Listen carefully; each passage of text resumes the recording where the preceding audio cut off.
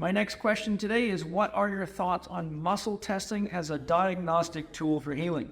Well, I teach it, so there's got to be some reason for that. Muscle testing is very, very effective. It's been used for a long time. Muscle testing, as we know it from a medical application, was developed by George Goodhart, a very famous chiropractor who is an extremely deep man. I've read a lot of his work. But really, muscle testing is very effective because the subconscious and the unconscious, so the subconscious, the wisdom of the cells, the unconscious, is all the consciousness that keeps your body alive, keeps you healthy, keeps you running, keeps you breathing, keeps you digesting, eliminating, metabolizing, assimilating, etc., which is a vast, vast expanse of consciousness that the ego's often out of touch with, works with muscle testing. And so essentially at the unconscious level, a level of precognition, which is well shown by research by HeartMath and other scientists, that before the brain even knows, the body already knows. And the heart knows often 6 seconds before the brain what is going on, whether it be what's coming as an event or an image hidden in a screen show that's at random. Essentially because the nervous system and the glands and the organs are all communicating to the muscles through the sympathetic nervous system and the parasympathetic nervous system. The muscles shouldn't be thought of as separate from the glands, the organs, the nervous system, and the brain. They should be thought of as the dynamic whole of those systems. For example, when you're hungry, your stomach's empty, it tells your muscles to go find food. If you've got to poop, your colon tells you to squat so you can poop, etc. There are some situations where muscle testing can get a little bit tricky. One is some people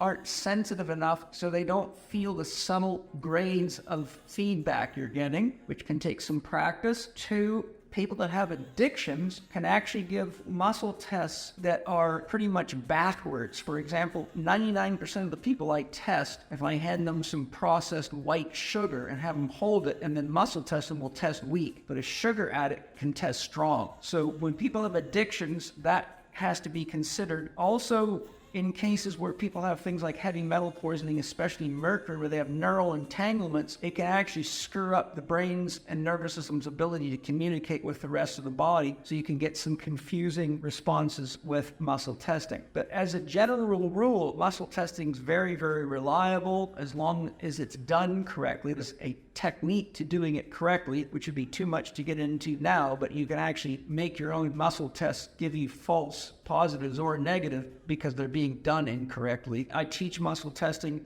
in my Holistic Lifestyle Coaching course so that people can be guided to what foods and drinks and supplements they should or shouldn't be using and how much. I teach muscle testing as a stage to learning to work with your soul, because a lot of people are too detached from their soul, so they can use muscle testing as an intermediary. Personally, I think muscle testing's very, very useful, very, very effective, but there are some qualifiers, as I mentioned, and I hope that answers your question.